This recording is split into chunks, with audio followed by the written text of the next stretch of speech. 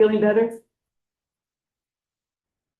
Good morning. This is the House Appropriations Committee. It is Tuesday, March 17th, 2020. Happy St. Patrick's Day. I guess this is the day that everyone is Irish.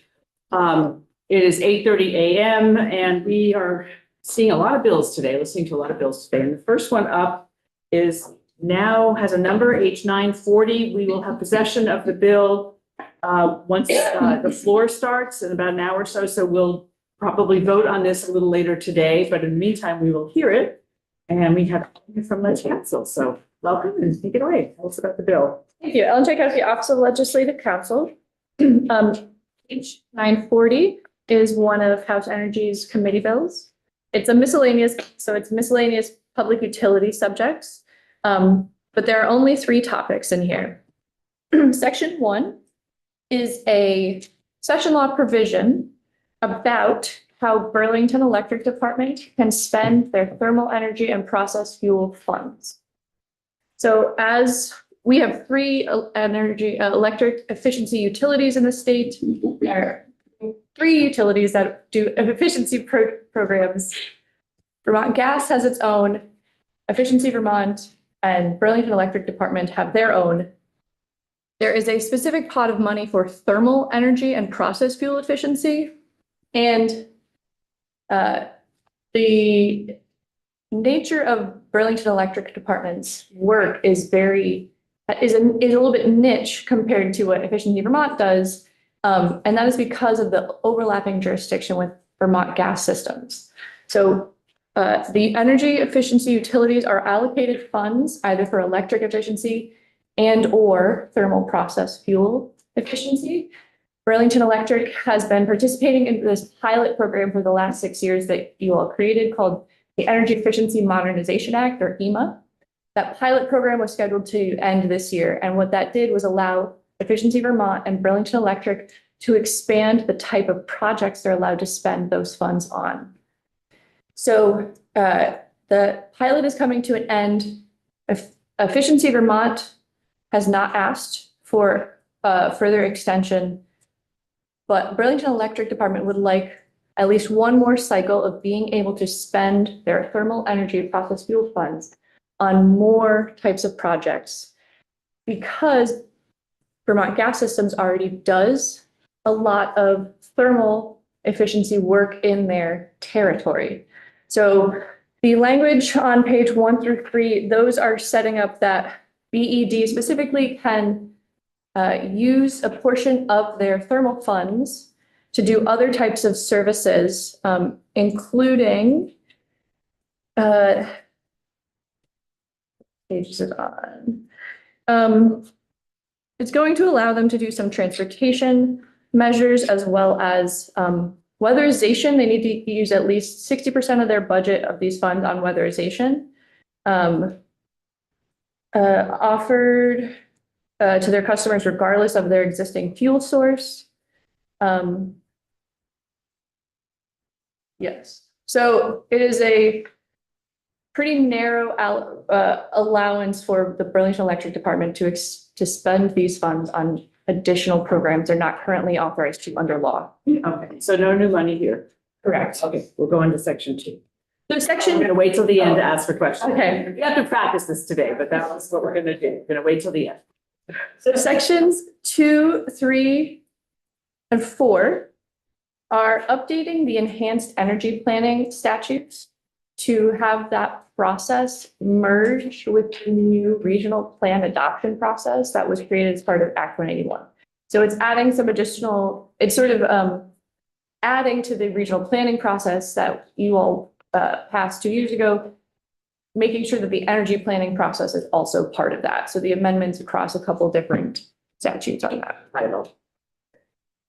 And then finally, section 5, this is technically Maria Royal's area of expertise, but section 5 is repealing the Telecommunications and Connectivity Advisory Board. That board has not met in a number of years, and I believe they asked to not be in statute anymore because they are no longer meeting. And I don't know a ton about that. If you want to hear about that, Maria could probably tell you, but And I think that's why this came to us, because there was an advisory board and they were per diems and they're all going away. So there's no money in this bill at all. So, okay, well, why don't we hear from James? Don't go away. I'll stay right there. And James, join us at the table and maybe confirm what I just said out loud. Question after James. We can ask questions after James. James Duffy, Joint Fiscal Office, and yes, Senator, that's correct. Section 5 of the bill would repeal the Telecommunications and Connectivity Advisory Board. This is an 8-member board, 5 members of which are non-state employees that are eligible for per diem and expense reimbursement. So once this board is repealed, those per diem expenses no longer exist. I'll note the board hasn't met since March 2024, so the elimination of per diem and expense payments wouldn't represent significant savings in fiscal year 27 over the last couple of fiscal years. And then the other piece of the bill that has a minimal fiscal impact is Section 1, which Alan just discussed.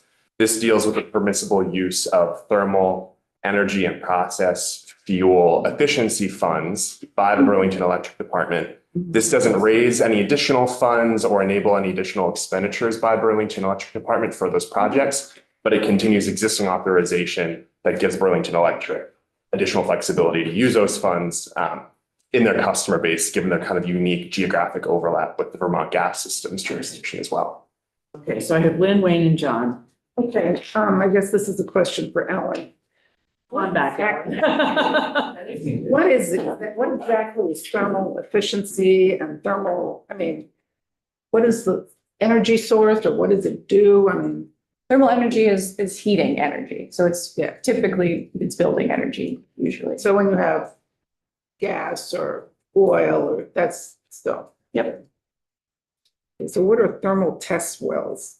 Thermal test well funding? Geothermal. Geothermal. Oh, that's under the ground or? Yep, you need to drill a test well if you're interested in putting geothermal energy in your building. Okay. So, and the other question is what does BE do? And it says they're going to continue to use these funds now that pilot is like done, but they have excess funds or how does that work? No, it was a pilot in just that for that limited period of time, there was flexibility to use these funds for both Efficiency Vermont and BED. Efficiency Vermont is not asking to continue that. At some point, if Burlington Electric wants to continue doing this, it probably should just have the statute amended. But this is again, a one-time for their next budget cycle, which starts in it's from 2027 to 2029 is their next budget cycle.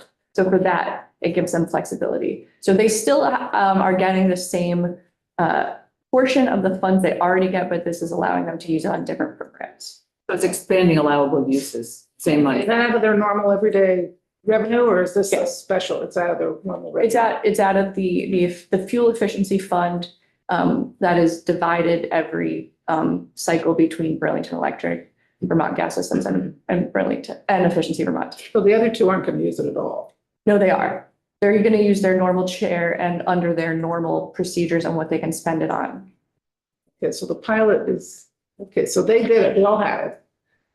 BED wants to continue the pilot. So what's the difference between what Efficiency Vermont Gas does with the money and what BED is doing with the money?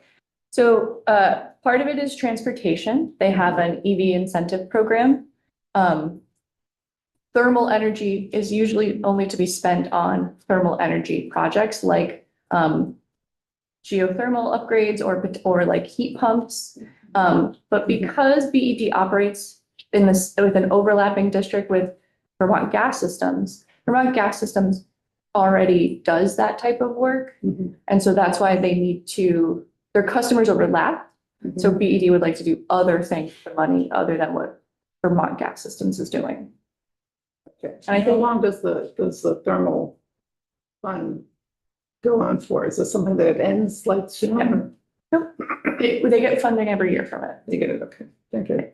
Wayne and John. So the money is just, so if they, next year, if it's over with, this money still just stays in the fund. And goes over, okay. Any possibility for increasing rates coming out of anything in this bill? No. John. So, transportation, the EV piece that's, we're probably installing additional charging stations, is that the? No, so- Or is that? They use all of this largely for incentives for their customers. Okay. So they have an incentive on electric vehicles currently.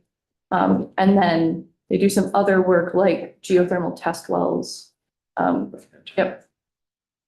So that, the transportation, weatherization, and then just other energy project kinds of things. I'll also add that the funds involved in this work are very specific. It's a very specific pot of money. This is another reason why, in addition to the kind of minimal fiscal impact, why in the past this committee hasn't received fiscal notes from JFO on this topic, but drive-bys the last few times this program has been renewed. The funding that supports this work comes from three sources. One is the energy efficiency charge charged to electric ratepayers in Vermont. The second is proceeds from the sale of capacity by our energy efficiency utilities into the New England forward capacity market. So basically, energy capacity that's freed up by these efficiency utilities through their work is sold back into the New England grid, and those efficiency utilities are compensated for that capacity. And you just go a little slower. Sure. Write a few things down. Sure. The sale of what again? Of capacity into the New England electric grid. And the third is Reggie. yes, proceeds from Vermont's participation in the Regional Greenhouse Gas Initiative. So that's the multi-state compact in which states or certain power generators have to buy allowances for the emission of greenhouse gases, and the proceeds from the sale of those credits is then distributed among participating states within the RGGI compact. And so that's a lot of exposition for those three streams of revenue, all to say that these aren't state funds. These are funds that are either raised and or collected and deposited directly to the energy efficiency utilities to support this work. And in statute, it's specified that these funds are not available to meet the general obligations of the state. They are to be used only for the efficiency projects that are authorized in statute. So it's a very specific pot of money. These are state funds in a sense, in that they reside in the electric or energy efficiency utility fund, the fuel efficiency fund. Yeah. But these are monies that are not raised through state taxes or fees, and they're specifically identified as not being available for general. The first thing you mentioned is not funded by fees. Those are ratepayer charges charged by the electric utilities and All of they or just through Burlington Electric? They all pay. Lynn, you have another question? I didn't realize Reggie was still running. Okay, so we still have it, we're still paying into it, or they're still selling things to it? Yeah. The credits, okay, that lowers the rates. My understanding, when you sell those things, it lowers the rates. So I live in New Hampshire. I can tell you on my electricity a every month I have a $7 RGGI rebate that I receive on my utility bill. It also supports the funds from RGGI support administration of programs at ANR. So RGGI funds are deposited to the Vermont Energy Investment Corporation, which is the RGGI trustee for Vermont. So they receive and manage those funds. Some of them are given to ANR for administrative work that it does in support of RGGI. And then the others are distributed to energy efficiency utilities to support efficiency projects. Yeah, I would like to say that efficiency of Vermont charges on ratepayers. A lot of people think that's a tax. It's not a volume, and you can chew that up. I mean, businesses have been trying to get out of it because they do their own energy efficiency, just like Burlington does. Well, we're not gonna relitigate that because that's what it is. So that's, we don't need to spend time on that. Just to clarify, there are people who consider that a tax. People consider lots of things taxes. Okay, do we have any other questions on this bill? I am not seeing any. It came out of committee 810 out of HEDI. And as soon as we have possession later this morning, we will vote on this bill and get it out of here. Okay, so thank you very much, both of you. That was short and sweet. And I think, Marty, this one might be yours if it's the, no, John. Yes. All the same letter. Service. Right, Department of Public Safety. So that's why it's the same initial. I'm safety. Right, he's service. I know. It's the initials, it's just, yeah, okay. So John, this will be yours when we get to that. Okay. So, we have Representative Malone coming at 9. And, I wonder if we can get it. Good.